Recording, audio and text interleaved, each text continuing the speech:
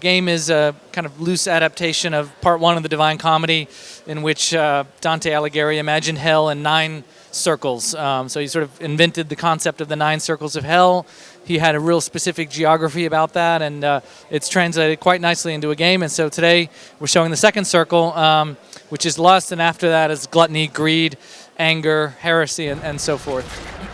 Dante's Inferno is sort of a popularized version of Inferno, part one of the Divine Comedy. It has been adapted and imagined and commercialized for 700 years, actually. You know, those famous Gustave Doré drawings, those black and white illustrations, Auguste Rodin's Gates of Hell, which is one of the most famous sculptures of that era. Those are actually commissions. Those guys were paid to sort of take the Divine Comedy and create art that would be sold. So it's part of kind of an ongoing tradition. I think that it's just people are fascinated with that vision of hell, and every medium, from paintings to sculptures to to novels to movies and now video games, have kind of done that. So we feel like we're just sort of part of that tradition. The poem is it's an incredible universe, and like I said, the geography and the monsters, the characters, the whole setting of it is really vivid and detailed, and we've been as literal as we could be with that.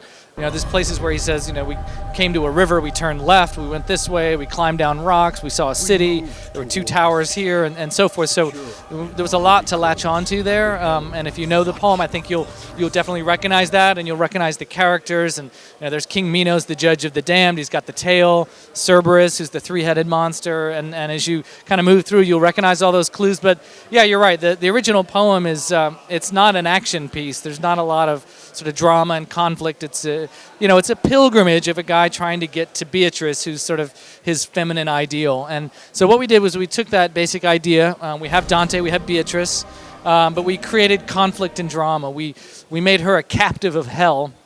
She's seduced and sort of tricked and pulled down into hell by Lucifer. We gave Lucifer a bigger part so that there'd be a strong antagonist, and we gave Dante kind of a reason to fight, and we gave him a past, like a dark past that was full of sin and transgressions that he has to face in hell. And so really, again, just dealing with those same characters, the same basic narrative, but like really just dialing up the conflict so it would work for a game.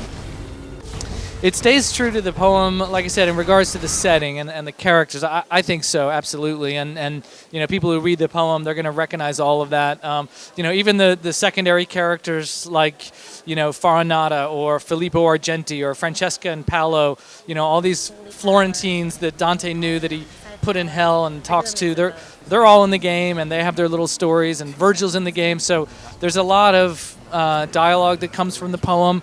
Some of that's optional if you don't want to listen to Virgil like jammer on for hours. You don't have to, but it's there. So I think it's absolutely like a video game version of the poem. It's certainly no replacement for the poem. I mean, the poem is the thing you should read if you really want to know what Dante wrote, but I think this is a great celebration of it. It's definitely a little loose with the narrative, but it's very much in the spirit of Dante, and it's celebrating what's an incredible work of literature. What we find is like real Dante nerds, like real people who just they're excited because people are talking about Dante, and they'll go to the web, they'll read about him, they'll order a copy of the poem, and in fact more people will read the poem because of the game than otherwise would have. And so I think that's a good thing, and we're getting a lot of support from those kind of people. And of course there's going to be some purists. I'm sure when Laurence Olivier made the Hamlet movie in the 50s, everyone was like, oh, you can't make a movie out of Hamlet. So I'm aware there's some purists out there, but again, I think on the whole it's going to create more interest in the literature than otherwise would have been there. It's definitely an action-adventure game, but what we've tried to do to kind of give it its own personality is to create a kind of morally conflicted character. And so he is a veteran of the Crusades. He does fight with this brutal scythe blade that he steals from death, but he also fights with this cross that blasts holy power, and that duality as kind of a righteous holy warrior sometimes, but then also kind of a savage, brutal warrior other times. That kind of defines him. And as a player, you can basically have a totally open-ended experience in terms of what you choose to upgrade, where you choose to invest in your character's abilities. And there's a bunch of magic abilities that are both holy and unholy. There's relics you collect that you can equip, and if you're a holy warrior, they won't necessarily work if the relic is unholy, and so forth. So in short, there's kind of two paths to the fighting style, and a lot of choices that you get to make. And so a lot of games in the genre are a bit more linear about how the moves unlock and so forth, and we wanted to put a lot more choice into people's hands. Well, I mean, generally the team's pretty flattered to be mentioned in the company of God of War, Devil May Cry. We definitely get some of those comparisons, and I mean, those are incredible franchises, been around for a while. We're sort of making our entry into this genre with the game, although I would say that Visceral Games in its former incarnation delivered Return of the King, which is a licensed game, but also, an amazing third-person action game with authored cameras, very cinematic. And so we have that game in our kind of DNA, and so I think that's something that we're good at. We're going to continue to get better at it, I hope. But yeah, we're very flattered to be even mentioned in that company. Again, like what we think is unique about our game is is this sort of duality of the character, and also the story and the fiction and the sort of the 9 Circles of Hell. I think when you play the game, you'll see that the variety, the fact that it is a medieval kind of Christian mythology, and that we're dealing with lust, gluttony, greed, treachery, heresy. These are very interesting medieval concepts, and we've turned them into levels, and each one is totally unique.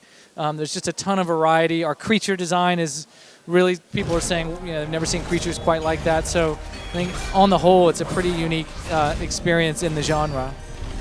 We have some amazing concept artists, and so what we do is obviously, read the poem, and we've pulled a lot of the characters from the poem. We've invented a few as well, but and then we just have great concept artists who sort of take these ideas and twist them and tweak them, and we look at a lot of different images, and then we go after and we push them a little further.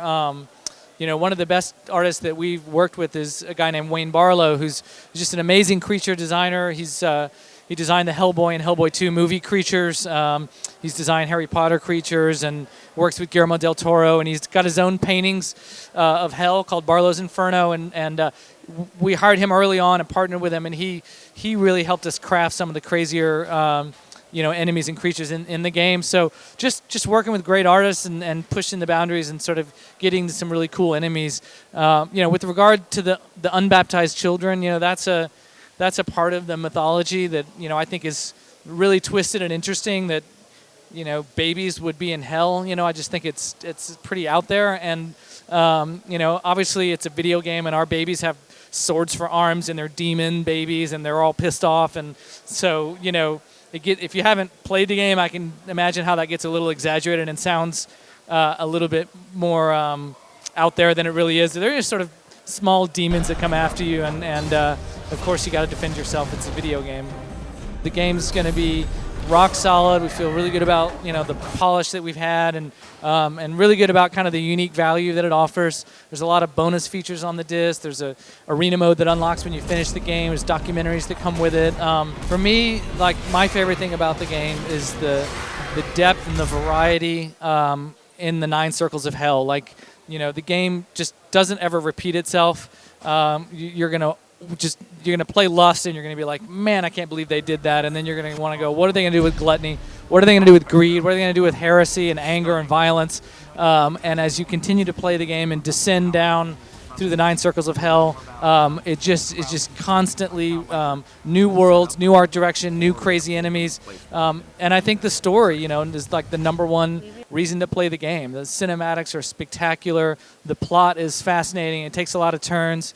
And so I just think, it's a fantasy. Break open the gates of hell, go down and trying to rescue a beautiful woman, face your own sins, see how this story plays out, and ultimately face the big guy himself, which is, Lucifer in the 9th Circle. And that's just a very, very powerful, I think, centuries-old fantasy that we're going to finally deliver in a game. I think early on we thought, lust, gluttony, greed, those are cool ideas. It'll be easy to sort of build levels around that. But you sort of sit down to do it, and obviously the poem creates the foundation, and some circles are described in more detail. So like violence is very specific about the wood of the suicides and the abominable sands and the river Phlegethon, which is full of boiling blood, and he talks about how he sort of walks through all that. And so but other circles like lust is fairly thinly described in the poem, so we filled in more blanks with that one. But again, it just comes back to like great artists. sort of throw these ideas up on the wall. We start sketching them out. We do concept pieces, catalyst pieces, brainstorms, and then just kind of push the imagery until we get to something that feels like, whoa, I've never seen that before. And so that's our process. But yeah, I got to hand it to our art team. They're just really, really good at what they do. So Dante's Inferno is coming for PlayStation 3, Xbox 360, and PSP, and it's shipping in Europe on February 12th, 2010.